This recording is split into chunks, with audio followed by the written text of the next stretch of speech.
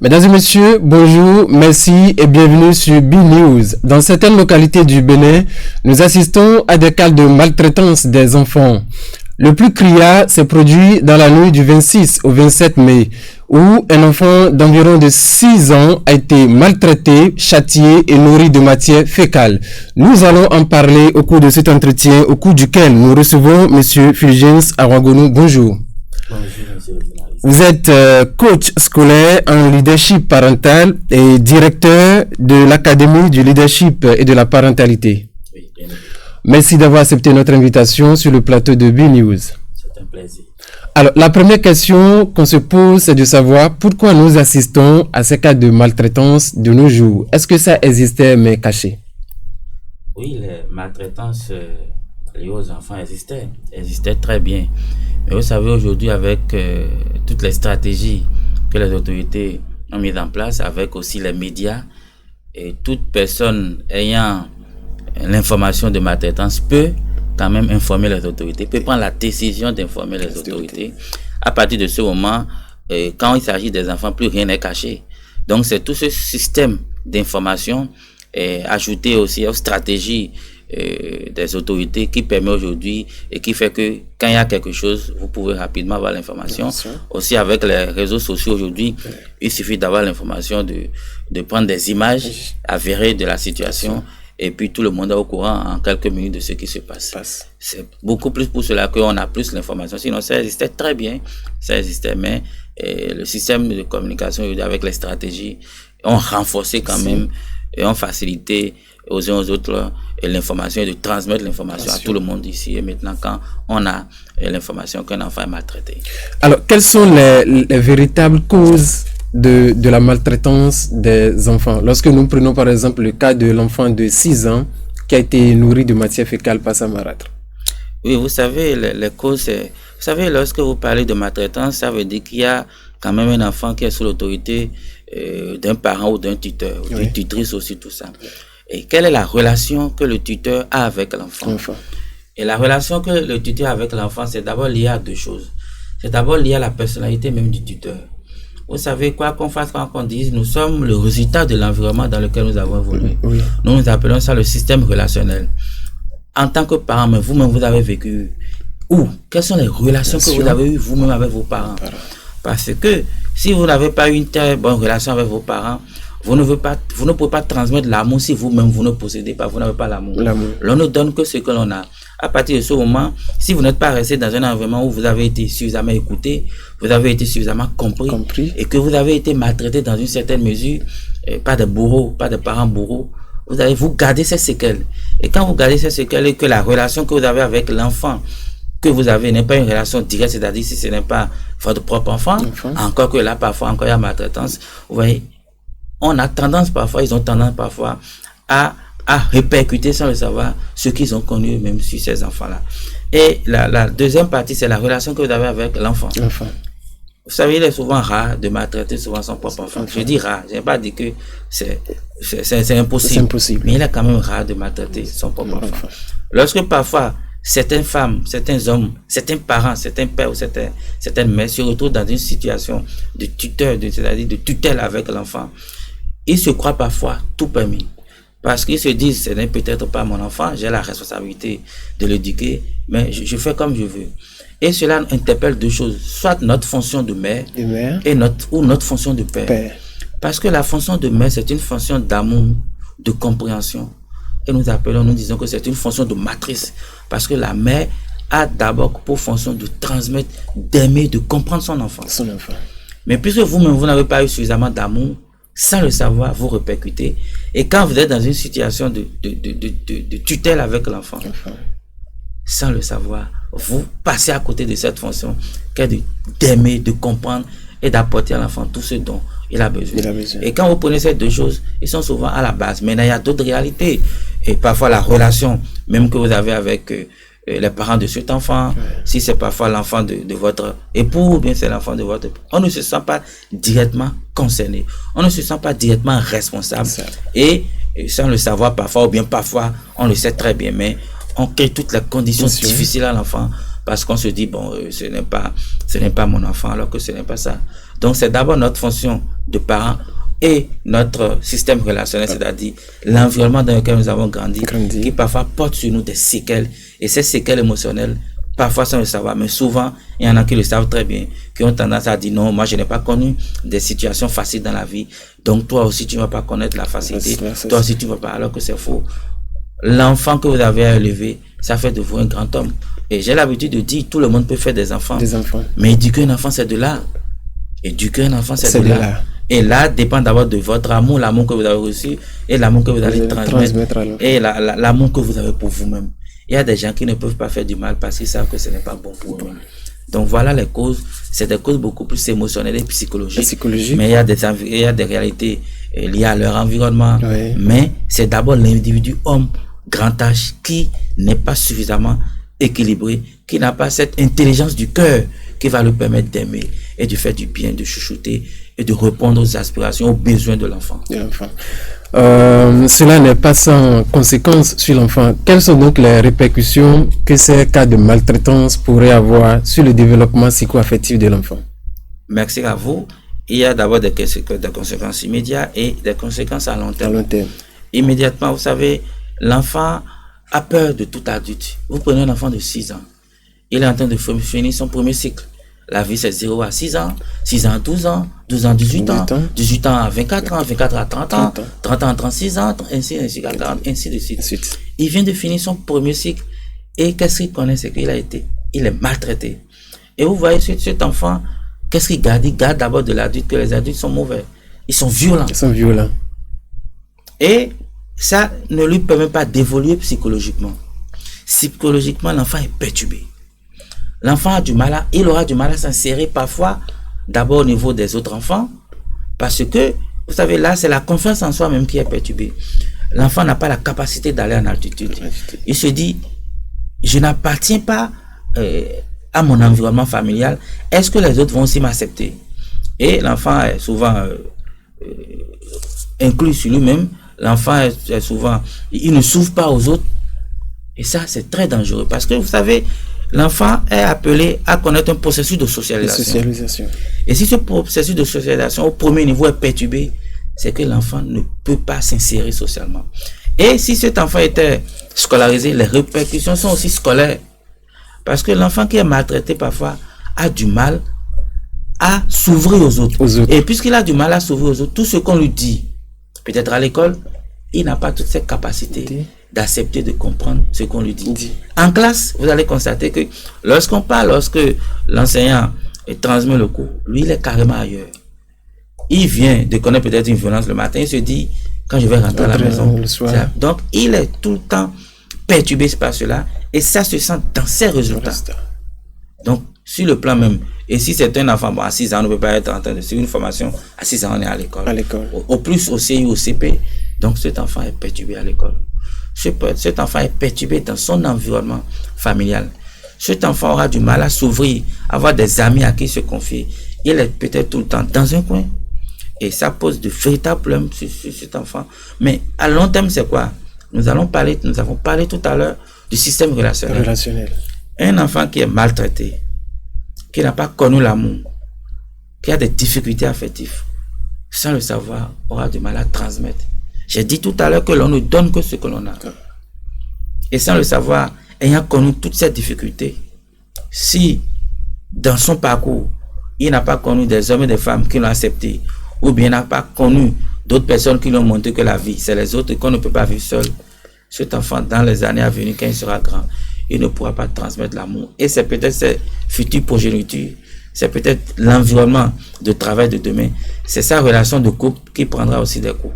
Donc, il faut voir tout ça. C'est pour cela que c'est très dangereux. Encore qu'il est dans son premier cycle d'évolution. 0 à 6 ans. Ouais, il est perturbé sur tous les plans. Donc, il faut faire beaucoup attention parce que la conséquence, c'est tout de suite, mais la conséquence, c'est plus tard. C'est dans sa relation avec son environnement. Et vous voyez, il ne sera pas productif. Il va toujours voir le mal partout. Et il va toujours transmettre le mal partout. Vous savez, il y a des gens aujourd'hui, quel qu'en soit ce qu'on dise, eux ne voient que le mal. Ils ne voient pas que la vie, on peut faire de bonnes choses, on peut être un plus pour les autres, parce que par le passé, ils n'ont pas été un plus dans leur environnement. Ils se disent qu'ils ne sont pas capables de faire grand chose. Et ils voient toujours le mal partout. Ils voient toujours les difficultés partout.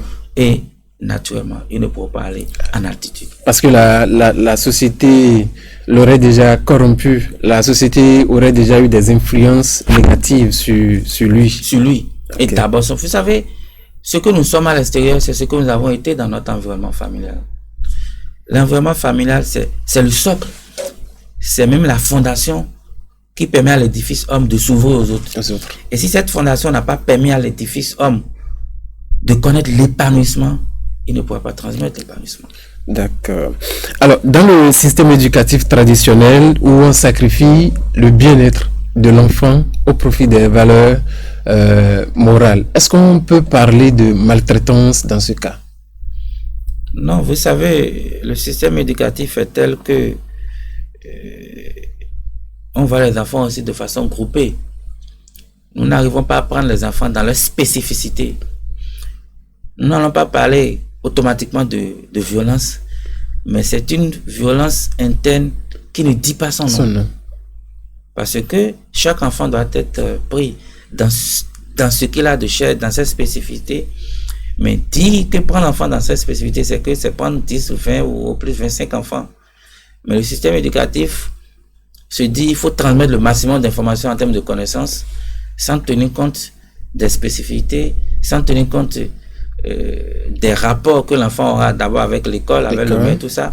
On ne prend pas l'enfant tel qu'il est psychologiquement, mais on se dit il faut d'abord lui donner l'information, le maximum d'informations. Je ne parlerai pas de maltraitance, mais je parlerai de charge émotionnelle qui plus tard, peut-être à l'âge adulte ou bien dans le monde professionnel, ça se sent. Vous savez, moi j'ai fait une conférence hier et on m'a posé une question. Lorsque vous êtes dans une profession que vous n'aimez pas, qu'est-ce qu'il faut faire? Il faut changer. Mais on n'a pas été éduqué à reconnaître les opportunités. On n'a pas été éduqué à l'école pour dire non, je vais rebousser chemin. On n'a pas été éduqué pour prendre des risques. On a beaucoup été éduqué pour transmettre. Tu reçois et tu donnes. Et ça se voit. Plusieurs personnes aujourd'hui dans la société ne se retrouvent pas dans ce qu'ils font. Ne se retrouvent pas dans leur rapport avec les enfants. Ne se retrouvent pas dans leur rapport avec leur époux, leur épouse.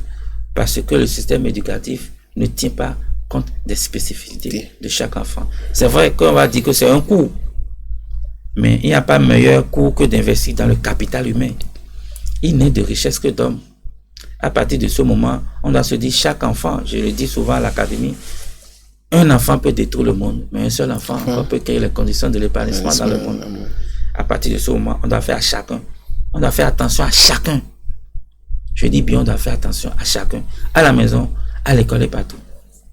D'accord, merci beaucoup. Mais il y a une question qui préoccupe beaucoup nos internautes.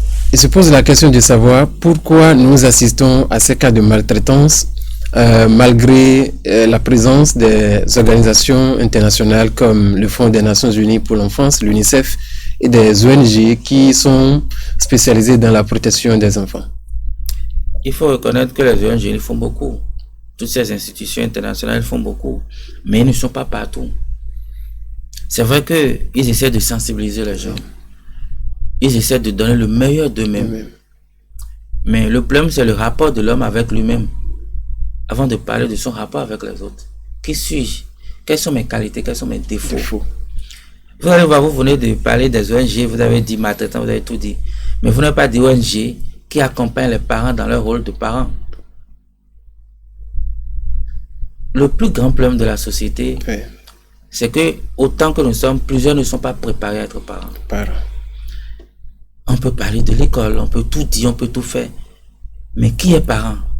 Quel est son rapport avec lui-même? Quelles sont les connaissances, les informations qu'il a de ses fonctions et de son rôle de parent? À partir de ce moment où la société ne nous forme pas à être efficace dans notre fonction et dans notre rôle de parent, à être efficace dans notre pouvoir décisionnel de parent, il y aura toujours des difficultés. Parce que les ONG viennent après. Ils ne sont pas en amont. Moi, je pense que plusieurs ONG doivent s'investir dans l'institution familiale, mais dans cette fonction de parentalité. Il n'y en a pas plusieurs. Nous, à l'Académie du leadership et de la parentalité, nous essayons tous les jours de sensibiliser. Et nous vous disons aussi merci. parce que cette tribune, ça nous permet aussi de transmettre l'information et de sensibiliser. Mais il faut que plusieurs s'aventurent dans ces domaines-là, de coaching parental, de toute spécialité liée à l'institution familiale, pour que les parents soient accompagnés. Ils ne sont pas accompagnés, ils ne sont pas informés.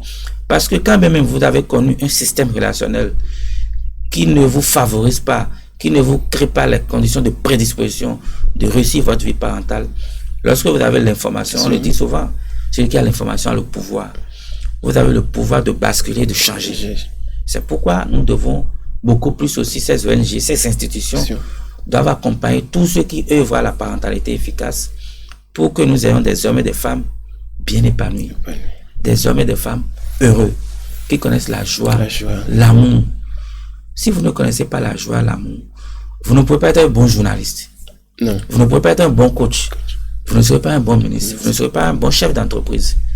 Donc, il faut revenir en amour pour soutenir la famille dans tous ses compartiments. Et je vous assure, vous allez voir que nous aurons une société beaucoup plus dirigée vers la joie, vers le bonheur. Alors, quel est le rôle que ces organisations devront et ONG devront jouer pour l'épanouissement des enfants? Oui, ils doivent, comme je le disais tantôt, vous savez, j'ai l'habitude de dire que l'institution familiale, c'est un laboratoire dirigé par deux personnes, deux laborantins que sont le père et la mère. Et le produit, c'est l'enfant. Lorsque les deux laborantins ne sont pas suffisamment outillés, le produit qui va sortir du laboratoire ne répondront pas aux normes. Donc ces ONG doivent beaucoup plus accompagner, insister. En dehors de leur rôle de sensibilisation, il faut que de plus en plus, ils prennent en compte la réalité familiale. Tout part de là. Donc je voudrais que dans leur plan de travail annuel, qu'il y ait quand même des activités qui seront tournées vers la famille, quel qu'en soit ce qu'ils font. Si vous parlez de maltraitance, si dans une année vous pouvez visiter 50, 10 ou 20 familles pour constater leur effort en termes de parents, il ne faut pas seulement aller au village. La maltraitance c'est en ville. C'est peut-être le PDG, c'est peut-être le ministre, c'est peut-être l'enseignant, c'est peut-être le cadre en général. Il faut aller partout et aller vers ces personnes pour voir comment ils font. Naturellement avec leur accord, pour les accompagner. Parce qu'on ne finit jamais de connaître. Y compris celui qui parle. Et c'est en faisant cela dans le plan de travail annuel, en réservant des activités pour les familles avec des objectifs bien définis qui pourront être efficaces dans leur rôle, dans tout ce qu'ils font pour éviter les maltraitances. Maltraitance, c'est d'abord parent. Qui est-il? Quelle est sa relation avec lui-même? Ses relations avec l'entourage, avec les enfants. Et c'est là, tout le reste, c'est de l'accompagnement. Ça vient après. Ce n'est pas en amont. Il faut toucher le parent. D'accord. Il faut toucher surtout les parents, les sensibiliser par rapport à leur rôle qu'ils sont appelés à jouer pour assurer l'épanouissement des enfants. Alors, quelles sont donc les dispositions et solutions qu'il faut mettre en place pour réduire un tant soit peu les cas de maltraitance des enfants au Bénin? Oui, vous savez, les dispositions, la majorité actuellement, c'est beaucoup plus les dispositions légales pour que les gens n'aillent pas à la maltraitance. Vous voyez, il y a telle peine d'emprisonnement, il y a tel ceci, les ONG sensibilisent beaucoup. Mais vous savez, moi, dans mon rôle de coaching parental, tout ce que je vois tous les jours, ça ne suffit pas. Vous savez, c'est vrai que tous les couples ne sont pas mariés légalement. Mais moi, je pense que avant de se marier, il faut demander aux parents de suivre une formation en parentalité, par exemple. Ce n'est pas obligatoire, mais ça peut être... chacun prend ça comme il veut, mais c'est facultatif. Il faut beaucoup plus que des ONG aillent partout au Bénin pour faire comprendre aux parents que vous n'avez pas besoin des essais de violence sur vos enfants.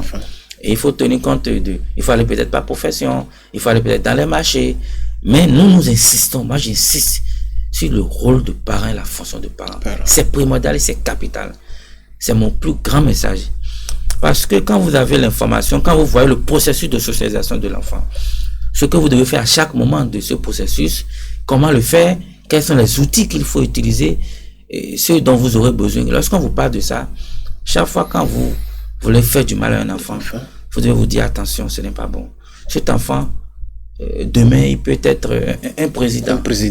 Il peut être ceci, il peut être cela. Et en le faisant, je ne fais pas du bien là, à l'humanité ni à ma communauté. Donc, il faut transmettre l'information pour donner le pouvoir à tous ceux qui sont parents de comprendre la nécessité de changer de paradigme et de comportement. Et moi, je dis, c'est un exemple que je donne. On peut même dire que dans les écoles, dans les universités, lorsque vous allez au cours de master, il y a un complément de cours de parents. Parce qu'on se dit, bon, c'est vrai qu'il y a des enfants précoces, les gens ont le master à 20 ans, à 22 ans. Moi, j'en connais, avec qui je fais des cours de coaching à 19 ans, qui est déjà en licence. Donc, celle-là sera en master à 21 ans. Elle n'est pas encore parent. Mais il faut insérer ces cours d'information. Ou bien, vous savez maintenant que pour avoir son diplôme de formation, il y a une formation qu'on suit, il y a un examen national qu'on fait. Il faut demander peut-être à tous les patrons de permettre à tous ces apprentis d'avoir ces informations. Parce que tout part de là. Si vous n'êtes pas heureux dans votre vie de famille, même dans votre vie professionnelle, vous aurez des difficultés. Et si vous êtes outillé à affronter la vie de couple et la vie de parents, vous allez réussir brillamment le reste du parcours. Donc, il faut instituer ces cours de formation. Maintenant, ce qu'il faut faire aussi, il ne faut pas seulement punir les gens. Vous voyez, il y a des peines d'emprisonnement. Lorsque les gens sont punis, peut-être même qu'ils ne comprennent pas. Il faut qu'une fois en prison, qu'on sensibilise les gens. Pas qu'on fasse nécessairement la parentalité, mais que tous ceux-là qui ont connu les infractions du genre, qu'on les prenne en charge, qu'on les sensibilise, pour qu'ils deviennent plus tard des vecteurs de sensibilisation pour les autres. Lorsque quelqu'un qui a maltraité vient vous dire demain, ce n'est pas bon de maltraiter, il est plus outillé. Puisqu'il a déjà fait une fois, il ne parle pas seulement, mais il a les outils pour convaincre les autres. Donc ceux-là qui vont connaître des peines peut-être d'emprisonnement ou des peines d'amende, qu'on les forme à demain des acteurs de la sensibilisation. Et vous allez voir que cela aussi pourra apporter un plus à la société et à la communauté. Donc tout est une question aujourd'hui de formation pour une sensibilisation, pour un changement de comportement. Il ne faut pas seulement punir et se dire, bon, elle a été punie. Et après, s'il est puni aujourd'hui, il faut que demain il se dise, je ne vais plus reprendre les mêmes choses, mais je vais vous accompagner à ce que d'autres ne tombent plus dans mes erreurs à moi.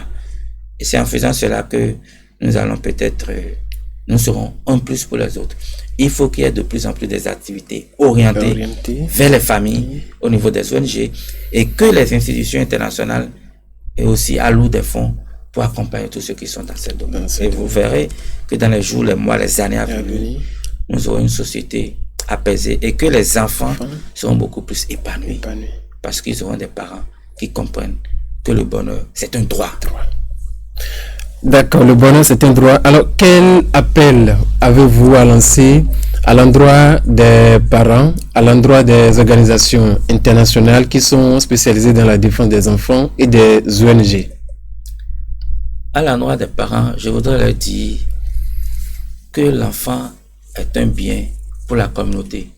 Pas un objet, c'est une manière de parler. Et lorsque vous jouez votre rôle de parent avec efficacité, vous contribuez au développement de la communauté. Il n'y a pas meilleur développement que d'offrir à la communauté des enfants bien éduqués, des enfants bien épanouis et des enfants qui seront demain des parents efficaces pour la nation. Alors je voudrais inviter tous les parents à jouer avec efficacité leur fonction et leur rôle. À l'endroit des ONG, je voudrais leur dire de passer encore à l'action, de ne pas se décourager. L'espoir est réalisable.